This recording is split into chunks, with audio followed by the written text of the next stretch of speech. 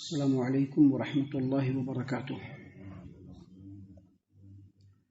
اعوذ باللہ من الشیطان الرجیم، بسم اللہ الرحمن الرحیم۔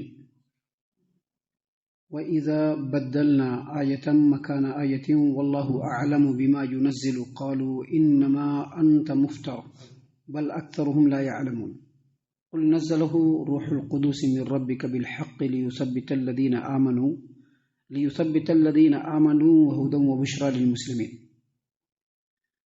اور جب ہم ایک آیت کے بدلے میں دوسری آیت تبدیل کر کے نازل کرتے ہیں، اور اللہ تبارک و تعالیٰ جو کچھ نازل فرماتا ہے اس کی مصلحت کو وہ خوب جانتا ہے، تو لوگ یہ کہتے ہیں کہ تم تو اپنے پاس سے بنا لائے ہو، حالانکہ ان میں سے اکثر لوگ حقیقت حال کو نہیں جانتے۔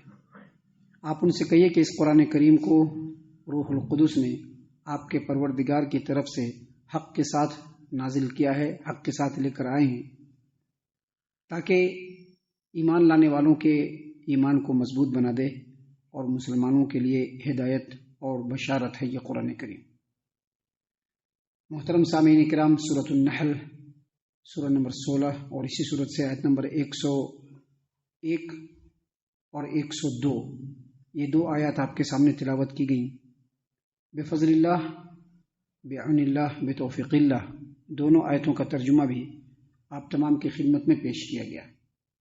سامعین کرام، اللہ تبارک و تعالیٰ نے فرمایا کہ وَإِذَا بَدَّلْنَا آیَةً مَكَانَ آیَةٍ، تمام لوگوں کو مخاطب کیا، مشرکین مکہ کو بھی مخاطب کیا۔ وَإِذَا بَدَّلْنَا آیَةً مَكَانَ آیَةٍ، اور جب ہم ایک آیت کے بجائے دوسری آیت تبدیل کر کے نازل کرتے ہیں، وَاللَّهُ أَعْلَمُ بِمَا يُنَزِّلُ، اور اللہ تبارک و تعالیٰ جو کچھ نازل فرماتا ہے اس کی مصلحت کو خوب جانتا ہے۔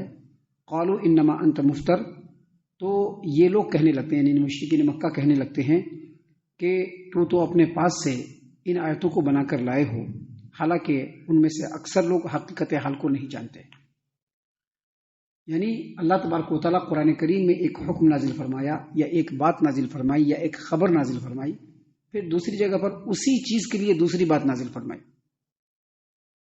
اس سے مراد یہ بھی ہو سکتا ہے کہ مشرکین مکہ نے اعتراض کیا، اور اس اعتراض کے قرآن کریم میں مختلف مقامات پر مختلف جواب دیے گئے۔ مثال کے طور پر مشرکین مکہ نے یہ اعتراض کیا کہ اے محمد صلی اللہ علیہ وسلم، اور اے مسلمانوں، تم لوگ جو یہ کہتے ہو کہ قیامت آئے گی، قیامت آئے گی، قیامت آ کر کے رہے گی، قیامت آئے گی تو سب کا حساب کتاب ہو جائے گا، بتاؤ یہ قیامت کب آئے گی؟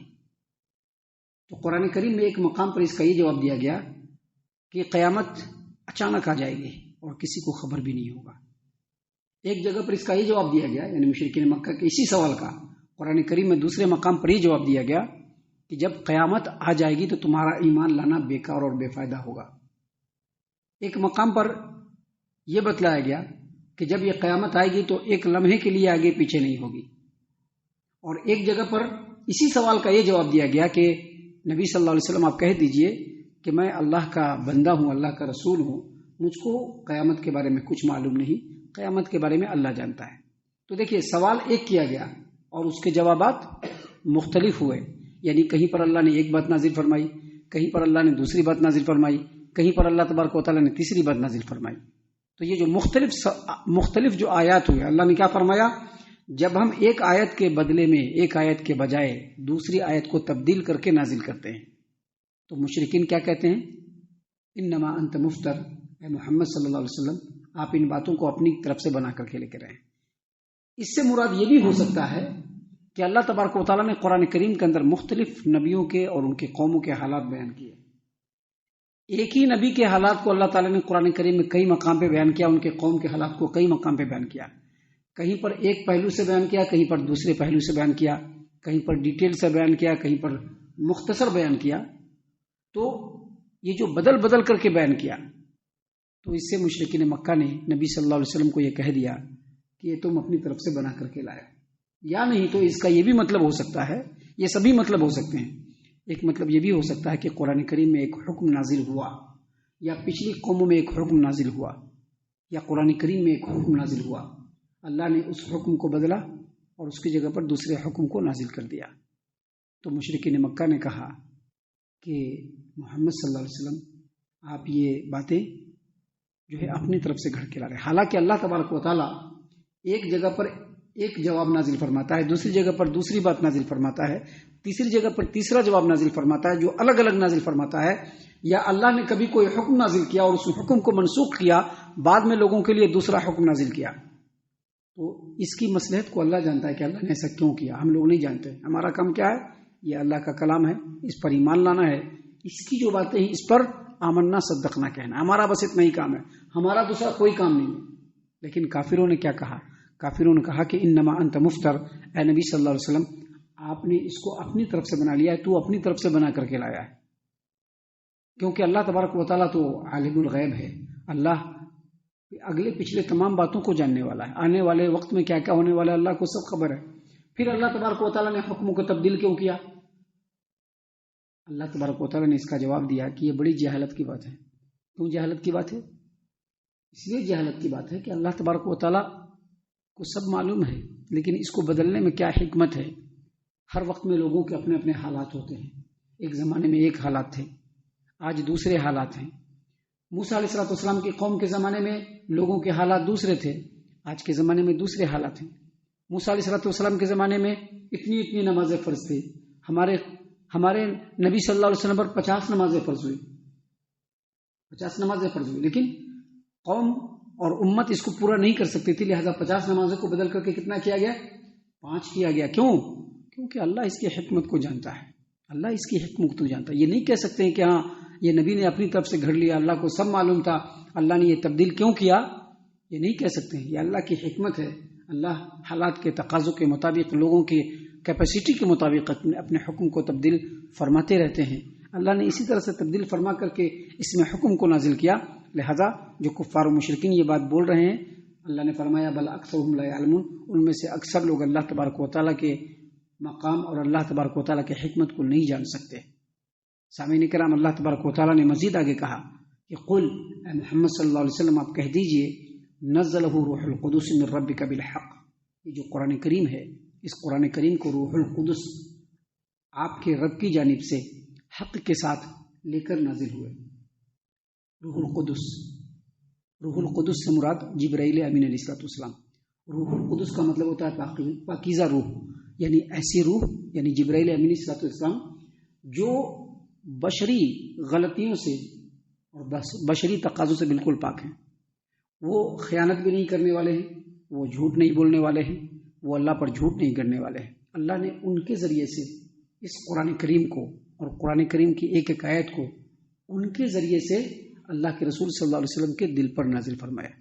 قرآن کریم میں جہاں پر روح القدس ہے اس سے مراد جبرائیل امین علیہ السلام ہے. قرآن کریم میں جہاں پر روح الامین ہے اس سے مراد جبرائیل امین علیہ السلام ہے. کیونکہ اللہ تبارک و تعالیٰ نے ان پیغامات کو بھیجنے کا جو ذریعہ بنایا انہی کو بنایا. ان کو اللہ تبارک و تعالیٰ دیتے اور وہ بغیر کسی کمی بیشی کے، بغیر کسی تنسیخ و ترمیم کے قرآن کریم کی آیتوں کو نبی صلی اللہ علیہ وسلم کے دل پر نازل فرما دیتے. تو اللہ نے کہہ دیا کہ کہہ دیجیے آپ کہ روح القدس کے ذریعے سے آپ کے رب کی طرف سے حق کے ساتھ روح القدس ان آیتوں کو لے کر کے آئے ہیں. اور ان آیتوں کو لے کر کے جو آئے ہیں کیوں؟ لیثبت الذین آمنوا، تاکہ ایمان والوں کو استقلال مل جائے، اس ایمان والوں کا دل ثابت قدم ہو جائے. اور وہدی وبشریٰ للمسلمین، کیونکہ ایمان والے جو ہوتے ہیں نا، ان کے پاس جب اللہ کا حکم آتا ہے تو چوں چرا نہیں کرتے ہیں ایسا کئی کو یہ کیوں، بس اللہ کا حکم آیا ماننا ہے. جو ایمان والے ہوتے ہیں، اللہ نے قرآن کریم میں جگہ جگہ پر ایمان والوں کا جو صفات بیان کی ہے، ایمان والوں کی جو صفت بیان کی ہے وہ یہی کہ جب اللہ کا کلام آتا ہے تو وہ ادھر ادھر نہیں دیکھتے ہیں، اس میں قیل و قال نہیں کرتے ہیں. کئی کو ایسا ہوا، کیوں ایسا ہوا، نہیں ایسا نہیں ہونا تھا. ایمان والے ایسا نہیں کرتے. ایمان والوں کو معلوم ہے کہ جو بھی حکم آیا ہے یا جن حکموں کو تبدیل کیا گیا ہے وہ سب رب کی طرف سے، لہذا وہ ان کا دل جو ہوتا ہے وہ اللہ کے حکموں کے اوپر ثابت قدم ہو جاتا ہے. وہدی وبشریٰ للمسلمین، اور تاکہ اس قرآن کریم کو مسلمانوں کے لیے ہدایت اور بشارت، یعنی رہنمائی اور بشارت بنائے. کیونکہ یہ جو قرآن کریم ہے بالکل بارش کی طرح سے، جو آسمان سے بارش ہوتی ہے، بالکل آسمان کی بارش کی طرح سے یہ قرآن کریم کی آیتیں بھی ہیں. ابھی آسمان سے بارش ہوتی ہے، مختلف زمینوں پر پڑتی ہے نا. کچھ ایسی زمینیں ہوتی ہیں جہاں پر سرسبزی اور شادابی اور ہریالی آتی ہے، وہ دکھنے میں بھی اچھا لگتا ہے. لیکن اسی بارش کے برسنے سے کچھ ایسی زمینیں بھی ہوتی ہیں جہاں پر کانٹے دار جھاڑیاں نکلتی ہیں. نکلتے کہ نہیں نکلتے؟ سبھی زمین پر ایک جیسے نکلتا ہے نہیں. کچھ زمینیں ایسی ہوتی ہیں جہاں پر وہ بارش کے قطرات اور وہ بارش کی برسات پڑتی ہے تو وہاں پر ہریالی آتی ہے، سرسبزی آتی ہے، شادابی آتا ہے، جس میں آدمی چل سکتا ہے، پھر سکتا ہے، کھیل بھی سکتا ہے، بیٹھ بھی سکتا ہے، سو بھی سکتا ہے. لیکن کچھ ایسی زمینیں ہیں وہ بھی زمین ہی ہے، لیکن جب وہاں پر وہ بارش برستی ہے تو وہاں پر کانٹے دار جھاڑیاں نکلتی ہیں جہاں پر آپ جا بھی نہیں سکتے، جو دکھنے میں بھی اچھا نہیں لگتا ہے. بعد میں لوگ اس کو کیا کرتے ہیں، کٹ کر دیتے ہیں یا اس کو کیمیکل ڈال کر کے جلا دیتے ہیں. اللہ نے فرمایا کہ یہ جو قرآن کی آیت ہے یہ آسمان سے برسنے والے بارش کی طرح سے، کہ جب ایمان والوں کے دلوں پر یہ قرآن کریم کی آیتیں جب پڑتی ہیں تو ایمان والوں کے دلوں کے اندر ایمان، ہدایت، بشارت، خوشی،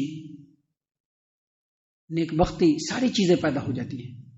لیکن جب یہی آیتیں ایسے لوگوں کے دلوں پر آتی ہے جن کے دلوں کے اندر بنجر پن ہے، سوکھا پن ہے، جن کے دلوں کے اندر پتھر کی طرح سے سختی ہے، ایسے دلوں کے اوپر جب یہ قرآن کریم کی آیتیں جب اس کی آواز جاتی ہے تو وہ اس کو سننا نہیں چاہتے ہیں، اس سے کوئی فائدہ نہیں ہوتا ہے.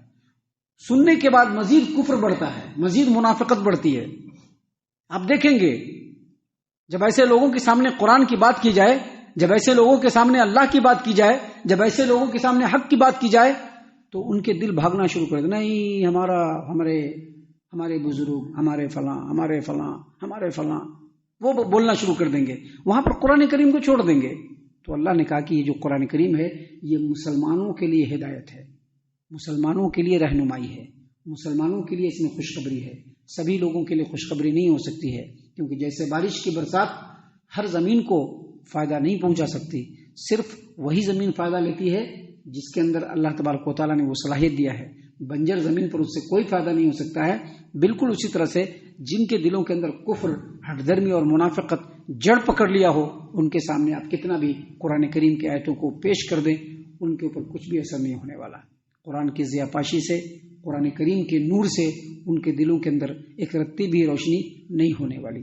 ہم اللہ سے دعا کرتے ہیں کہ اللہ تعالی ہم تمام کو ان تمام باتوں کے اوپر خوب غور و فکر اور تدبر کرنے کے ساتھ ساتھ ان باتوں کے اوپر عمل کرنے کی بھی توفیق عطا فرمائے. آمین. اللہ تعالی ہم تمام کو صحیح معنوں میں پکا سچا مومن مسلمان بنائے. اللہ اور اس کے رسول صلی اللہ علیہ وسلم کی اطاعت و فرما برداری کرنے والا بنائے. صحابہ کرام رضی اللہ عنہم کے طریقے پر چلنے والا بنائے. جنت الفردوس میں جگہ عطا فرمائے. اے اللہ ہم تمام کو جہنم سے پناہ دے. اے رب العالمین ہم تمام کو جہنم سے پناہ دے. اے مالک الملک ہم تمام کو جہنم سے پناہ دے. آمین یا رب العالمین. وما علینا الا البلاغ المبین.